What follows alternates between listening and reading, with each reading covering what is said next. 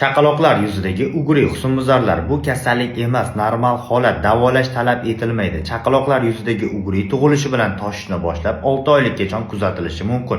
Chaqaloqlardagi ugri har 100 ta chaqaloqdan 30 tasida kuzatiladi. Nega chaqaloqlar yuziga ugri toshadi? Bola organizmidagi gormonal o'zgarishlar, onadan bolaga o'tgan gormonlarning ta'siri hamda yuz terisi ko'chib, qavatma-qavat bir-biri bilan yopishib, yog' bezlarining chiquvchi qismini berkitib qo'yishi natijasida ugri kelib chiqadi. Chaqaloqlar yuziga ko'rsatma bo'lmasa, hech qanday kosmetik kremlar, losyonlar va yog'larni surish mumkin emas, chunki krem va yog'lar chaqaloqlar yuzida joylashgan yog' bezlarining chiquvchi qismini berkitib qo'yib, ugrilarning ko'payishiga olib keladi. Hech qachon chaqaloqlar yuzidagi ugrilar siqilmaydi. Siqiladigan bo'lsa, u yerga infeksiya tushib qolishi mumkin. Infeksiya esa ichkariga, ya'ni boshga qarab o'tib ketish xavfi juda ham yuqori. Agar chaqaloqlar yuzidagi ugriga infeksiya tushsa, yon atrofi qizarib, hajmi kattalashsa, davolash shart.